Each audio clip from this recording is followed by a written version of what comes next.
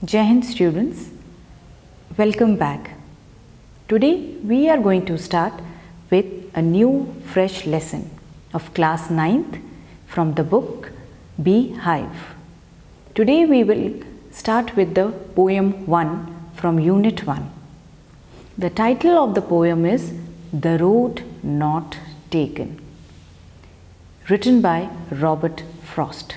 Poem शुरू करने से पहले आइए थोड़ा सा ऑथर के बारे में जान लेते हैं. This poem is written by Robert Frost. Robert Frost is an American poet. He is a very well renowned poet. बड़े जाने माने पोएट हैं. पोइट्री की दुनिया में उनका अपना एक महत्व है. उनकी पोइट्री के वर्ड्स, लिरिक्स बहुत सिंपल होते हैं लेकिन बहुत मीनिंगफुल होते हैं. वो जितने ही सिंपल वर्ड्स में अपनी पोइट्री लिखते हैं उसके मीनिंग उतने ही डीप होते हैं. उनकी पोएम जैसे द रोड नॉट टेकन काफ़ी पॉपुलर है. तो आइए जानते हैं कि रॉबर्ट फ्रॉस्ट ने अपनी इस पोएम में किस चीज़ को एक्सप्लेन किया है.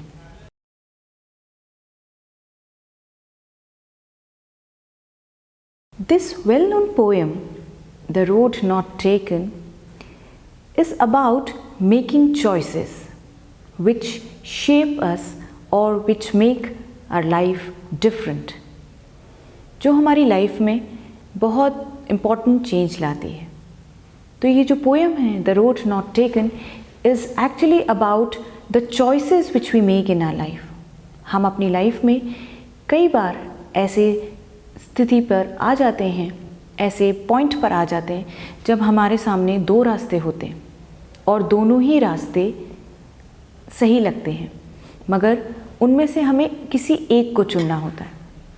तो वो चॉइस जो किसी दो बेहतर में से एक को चुनने वाली होती है वो काफ़ी डिफ़िकल्ट होती है.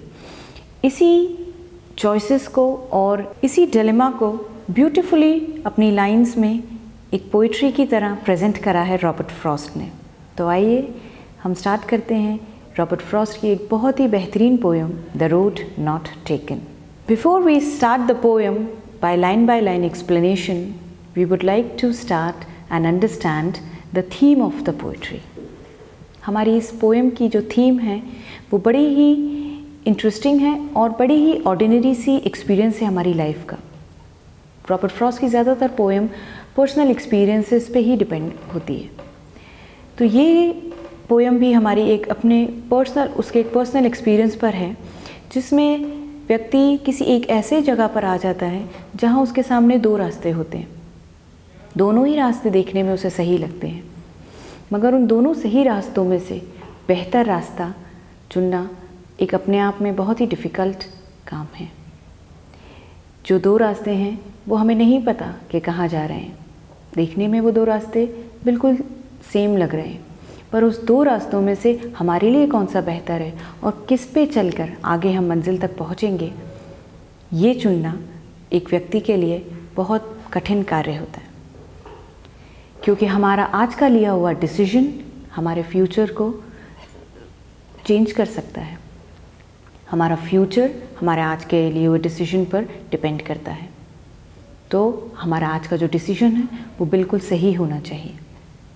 आइए चलिए इस पोएम का हम थीम पढ़ते हैं. One day the poet traveling all alone reaches a point where the road divides into two. जो पोएट है वो एक रास्ते पे चलता चला जा रहा है और अचानक एक ऐसी जगह जाके रुक जाता है जहाँ वो रास्ता दो भागों में बट जाता है. He faces the situation of uncertainty. He thinks which road he should take to continue his journey. वो काफ़ी असमंजस की स्थिति में आके रुक जाता है और सोचता है कि यहाँ से वो कहाँ जाए. He is unable to decide which road to follow. He pauses for a long time, give a careful thought to which path he should follow. वो सोचता है कि अब उसे किस रास्ते पर चलना चाहिए, but he is unable to decide. वो डिसाइड नहीं कर पा रहा है कि उसे कौन सा रास्ता चुनना चाहिए और कौन सा रास्ता उसके लिए बेहतर है. He pauses for a long time. He gives a careful thought to which path should follow. Then he decided to choose that part which seems to be less traveled. वो थोड़ी देर रुकता है, गहरी सांस लेता है और सोचता है कि कौन से रास्ते पे उसे चलना चाहिए। फिर फाइनली वो ये सोचता है कि उसे उस रास्ते पे चलना चाहिए जिस पे कम लोग चले हैं, यानी एक नए रास्ते पर उसे चलना चाहिए। He feels that it will make a big difference in his future. He decides to save the another road for another day. वो जो रास्ता चुन रहा है उसे इस बात का पूरा यकीन है कि वो रास्ता उसकी लाइफ में बहुत बड़ा चेंज लाएगा। वो रास्ता उसके लिए बेहतर है, वो रास्ता आगे जाके सही होगा। पर वो दूसरे रास्ते को गलत नहीं कह रहा, उसे उसने ये कह के छोड़ दिया है कि इस पर फिर किसी दिन चलेंगे। वो उस पर चल नहीं रहा है, बल्कि उसको अवॉइड कर रहा है और ये कह के कर रहा है कि आज नहीं तो कल इस पे वापस आके चलेंगे। Though he knows that he will never get a chance to go back, he take such a difficult decision later he wishes would try the other path. जबकि वो ये बात अच्छी तरह जानता है कि वो वापस कभी नहीं आएगा उस रास्ते पर चलने के लिए, क्योंकि जब कोई व्यक्ति कोई एक डिसीजन ले लेता है तो वो उसको उसी पर आगे चलना होता है। वो कभी भी अपना डिसीजन चेंज नहीं कर सकता आगे जाने के बाद, क्योंकि टाइम के साथ आगे ही चलना होता है। यही एक स्वाभाविक नेचर है लाइफ का। वापस नहीं आ पाता इंसान जब आगे चला जाता है। पोएट ही अच्छी तरह जानता है कि जब वो अपना ये डिसीजन लेगा तो उसे उसी ही डिसीजन को कंटिन्यू रखना पड़ेगा, जो कि अपने आप में एक मुश्किल कार्य है। उसे वापस आने का चांस दोबारा नहीं मिलेगा कि वो वापस आए और अपना ये डिसीजन चेंज कर सके। Then he says the poet feels that after ages from now he would be telling about his decision with sigh of relief. Poet ये कह रहा है कि फ्यूचर में, आगे आने वाले समय में, वो अपने डिसीजन को लेकर काफ़ी संतुष्ट होगा। वो ये कहेगा कि मेरी लाइफ में जो भी चेंज आया है वो इस डिसीजन की वजह से ही आया है। ही is not afraid of any difficulties, क्योंकि परेशानियाँ तो स्वाभाविक हैं। व्यक्ति कोई भी रास्ता चुने, चाहे वो रास्ता वो हो जिस पे बहुत सारे लोग चलते हुए गए हैं, चाहे वो रास्ता वो हो जिस पे कम लोग चल के गए, परेशानियाँ तो निश्चित ही आएंगी। मगर उन परेशानियों से डरना नहीं है। उन परेशानियों को देखकर व्यक्ति को अपना रास्ता नहीं बदलना है, उनसे फाइट करना है और ओवरकम करना है और अपनी लाइफ को चेंज करना है। तो पोइट यही कह रहा है कि आने वाले समय में वो बहुत रिलैक्स होगा, बहुत रिलीफ होगा कि उसने जो भी रास्ता चुना था वो उसके लिए सही था, और आज वो जो भी है अपने उस लिए हुए डिसीजन की वजह से है, उस चॉइस की वजह से है जो उसने लिया था। The poet presents the difficulty of making a choice in life. We cannot travel on all the paths available to us. इस पोएम में पोएट ने जो चॉइसेस को लेके हमारी लाइफ में डिफ़िकल्टीज़ आती है, कई बार ऐसा होता है कि हमारी लाइफ में बहुत से ऐसे समय आते हैं जब हमें किन्हीं दो चीज़ों में से एक को चुनना पड़ता है। फिर चाहे हमारे स्टूडेंट्स की लाइफ हो, चाहे पेरेंट्स की लाइफ हो, या और दूसरे लोगों की लाइफ हो, सभी को कभी ना कभी लाइफ में एक ऐसा टाइम आता है जब दो रास्ते दिखाई देते हैं, दो अपॉर्चुनिटीज़ दिखाई देती हैं, जिसमें से एक को चुनना होता है। And which will be best for us, ये चुनना काफ़ी मुश्किल है। बेसिकली रॉबर्ट फ्रॉस्ट की ये जो पोएम है वो जो लाइफ के ऑर्डिनरी एक्सपीरियंसेस होते हैं चॉइस मेकिंग के, उन पर आधारित है। पोएट्री में पोएट एक जंगल में चल रहा है। जंगल हमारी लाइफ है, वो जो रास्ता है वो हमारी लाइफ का रास्ता है। This poem is totally a symbolism. Poet कह तो रहा है कि वो रास्ते चल रहा है, लेकिन वो लाइफ को रिप्रेजेंट कर रहा है। पोएम में पोएट को एक रास्ता चुनना है जो जंगल की ओर जा रहा है, वो एक ट्रैवलर है, जबकि ये पोएम जो है हमारी लाइफ को रिप्रेजेंट करती है। तो आइए इसके लाइन बाय लाइन पैराग्राफ्स पढ़ें और उनकी डिटेलिंग समझें। Two roads diverged in a yellow woods. and sorry I could not travel both. And one we traveler long I stood, and looked down as far as I could, to where it bent in the undergrowth. Poet कह रहा है ही is a traveller, वो एक रास्ते पर जा रहा है येलो वुड्स में। डाइवर्ज्ड यानी अचानक वो रास्ता जाकर दो हिस्सों में बट जाता है, एक रास्ता इधर जा रहा है, एक रास्ता उधर जा रहा है। And I am sorry I can not travel both. और पोइट कह रहा है कि अरे ये तो दो रास्तों में हो गया, और मैं तो सिर्फ एक ही रास्ते पे एक बार में चल सकता हूँ, दोनों रास्तों पे एक साथ नहीं जा सकता। वो उस पॉइंट पर जाकर रुक जाता है और दूर तक देखता है।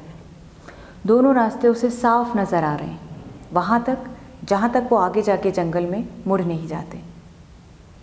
ये रास्ता भी उसे ठीक लग रहा है, वो रास्ता भी उसे ठीक लग रहा है। अब उसे यहाँ आकर डिसाइड करना है कि उसे किस रास्ते जाना है। और काफ़ी दूर तक वो रास्ता उसे नज़र आ रहा है और दोनों ही रास्ते उसे सही दिख रहे हैं। अब उसे ये डिसाइड करना है कि उसे इस रास्ते जाना है या उसे उस रास्ते जाना है। तो यहाँ आके he has to decide which path he should follow to go further. यहाँ पोइट लाइफ के उसी सर्कमस्टांसेस को एक्सप्लेन कर रहा है कि जब व्यक्ति एक ऐसे जगह पर आकर रुक जाता है, ऐसे पॉइंट पर आकर खड़ा हो जाता है कि जहाँ उसके सामने दो चॉइसेस होती हैं, दोनों ही चॉइसेस उसे ठीक दिखती हैं और साफ दिखती हैं, उसके लिए ठीक लगती हैं, पर उन दोनों ठीक चॉइसेस में से बेटर चॉइस करना, उसके लिए जो बेहतर है वो चूज़ करना काफ़ी मुश्किल डिसीजन होता है।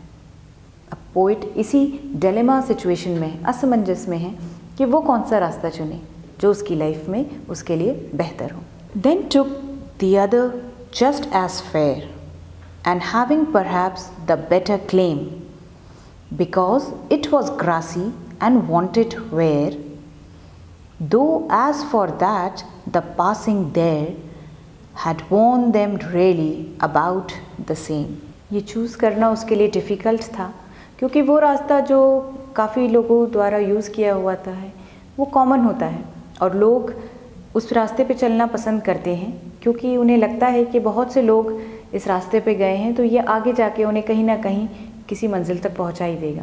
पर वो रास्ता जो किसी ने नहीं लिया होता, उस पर चलना एक बहुत बोल्ड डिसीजन होता है, क्योंकि उस रास्ते पर आप अकेले होते हैं और आपको नहीं मालूम होता कि वो रास्ता आगे जाकर कहाँ जाएगा। आप मंजिल तक पहुँचेंगे या नहीं पहुँचेंगे, या बीच में ही कहीं भटक जाएंगे। तो पोइट ने काफ़ी बोल्डली ये अदर पाथ वाला जो डिसीजन था वो लिया था। और आगे हम पढ़ते हैं कि पोइट क्या कहते हैं। And both that morning equally lay in leaves no step had trodden black. उस सुबह वो दोनों ही रास्ते बिल्कुल समान दिखाई दे रहे थे। दोनों की जो लीव्स हैं बिल्कुल ट्रॉडन नहीं हुई थी ना ब्लैक हुई थी। इसका मतलब ट्रॉडन और ब्लैक यानी वो बिल्कुल भी बिखरी हुई टूटी हुई नहीं थी, वो बिल्कुल समान थी। वो दोनों ही रास्ते देखने में समान लग रहे थे, कहीं भी उन दोनों रास्तों में कोई फ़र्क नहीं लग रहा था कि देखने में अपन को अच्छा लगे एक और एक बुरा लगे, ऐसा कुछ भी नहीं था। दोनों एक से ही थे। तो दोनों एक से रास्तों में से कितना मुश्किल होता कि उन दोनों में से बेहतर चुनना। Oh I kept the first for another day, yet knowing how way leads on to way, I doubted if I should ever come back. तो उस पहले रास्ते को पोइट गलत नहीं कह रहा, जिस पे ज़्यादा लोग चल कर गए उसे वो कह रहा है कि मैंने उस रास्ते को किसी और दिन के लिए रखा है। वो उस रास्ते को ये कह के छोड़ देता है कि आज उस पर नहीं चल रहा, फिर कभी सही। जैसे हम अक्सर लाइफ में कभी कुछ अवॉइड करना होता है तो उसे डायरेक्टली या ब्लंटली मना नहीं करते, बल्कि ये कह के अवॉइड कर देते हैं कि फिर कभी। तो पोइट ने इस रास्ते को भी फिर कभी ही सही करके अवॉइड कर दिया है और दूसरा रास्ता चुन लिया है, जबकि वो ये जानता है कि जो रास्ता उसने चला है, चुना है, उसी रास्ते पर उसे आगे जाना है। वो वापस उस पहले रास्ते पे चलने के लिए कभी वापस नहीं आ सकता। वो एक बार जो रास्ता चुनेगा आगे लाइफ में उसे उसी रास्ते पे कंटिन्यू करना होगा, क्योंकि हमारे जो आज के डिसीजंस होते हैं, हमारे फ्यूचर उन्हीं पे डिपेंड करता है। हमारे फ्यूचर में जो रास्ते बनते चले जाते हैं वो कहीं ना कहीं हमारे पहली चॉइसेस से ही कनेक्टेड होते हैं। अगर हमने शुरू में ही गलत चॉइस कर ली तो हमारा रास्ता बहुत मुश्किल होता है और गलत जाता है, और अगर हमने शुरू में ही सही चॉइस कर ली तो हमारा रास्ता उसी से कनेक्ट होते हुए आगे जाता है।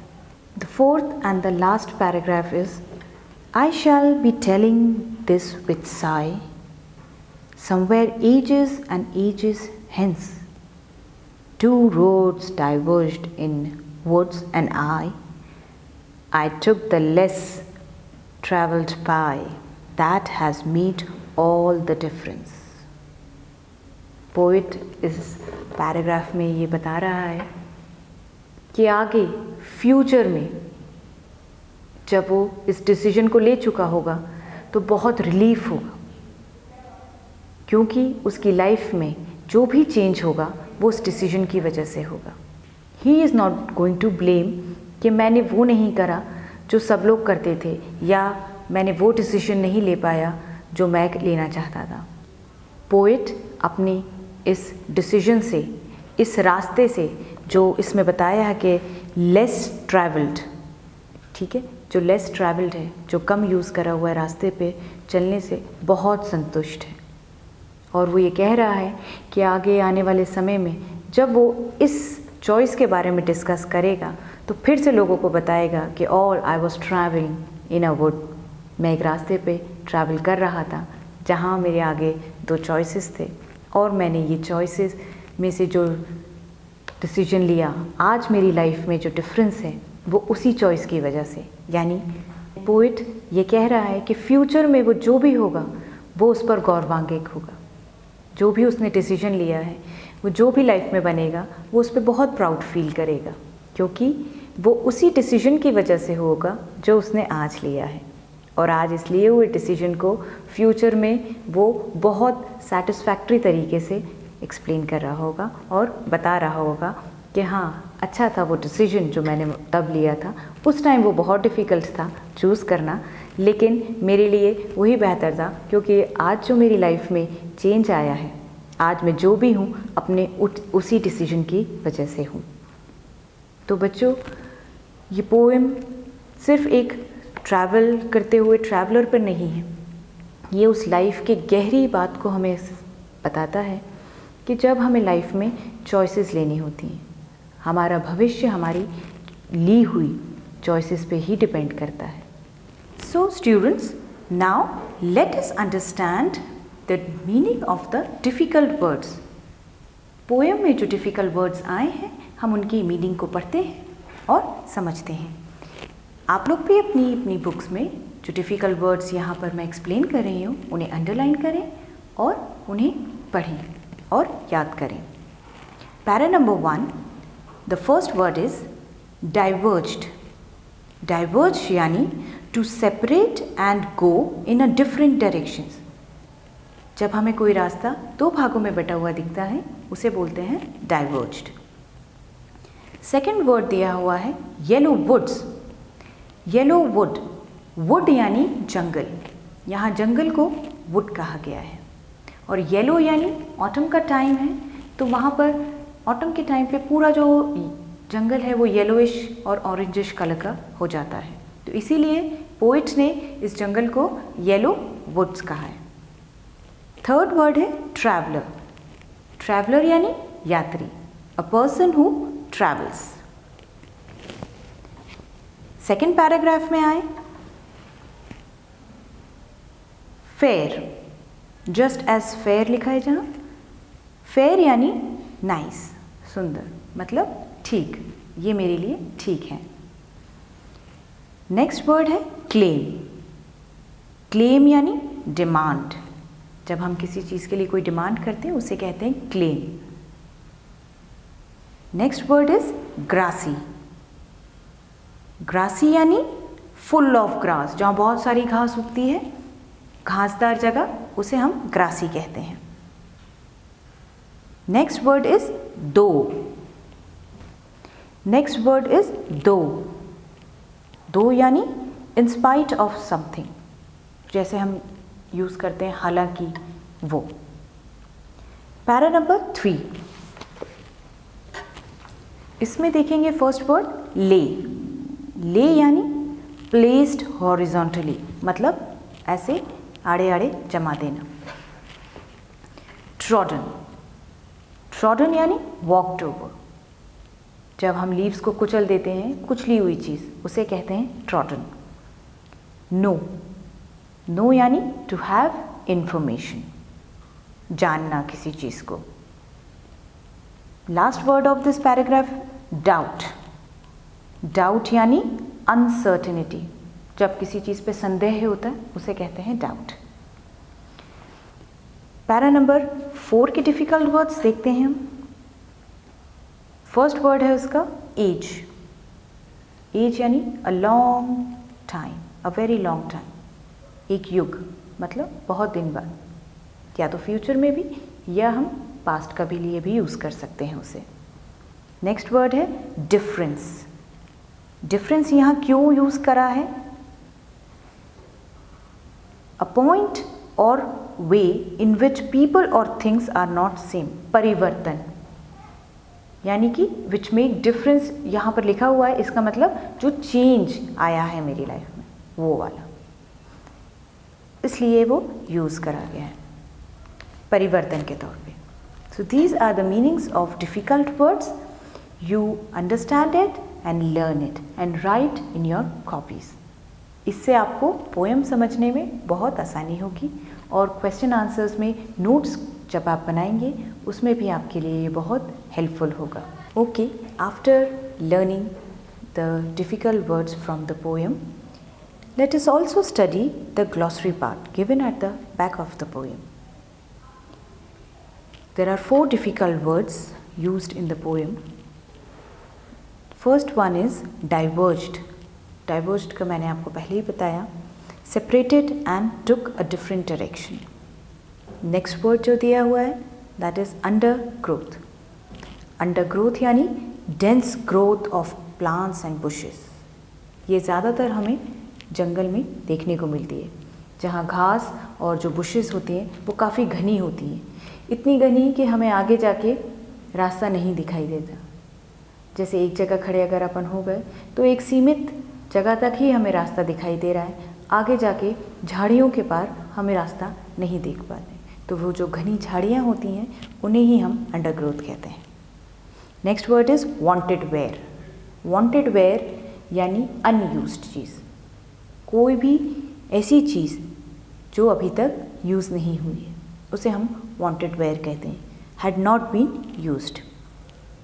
Last word hence. हेंस यानी ईयर इन फ्यूचर।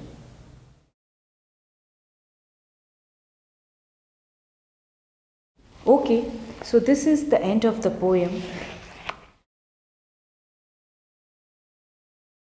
तो बच्चों, देखा आपने हमारी लाइफ में चॉइसेस और डिसीजन कितना इम्पॉर्टेंट रोल प्ले करती हैं। आई एम श्योर आप सभी ने इस पोएम से बहुत कुछ सीखा होगा। रॉबर्ट फ्रॉस्ट की ये पोएम लाइफ की उस हकीकत पे डिपेंड करती है जो हमें बहुत कुछ सिखाती है। इसी के साथ आज की ये पोएम यहीं एंड होती है। नेक्स्ट क्लास में हम एक नए चैप्टर के साथ फिर मिलेंगे। तब तक के लिए स्टे होम, स्टे सेफ। जय हिंद।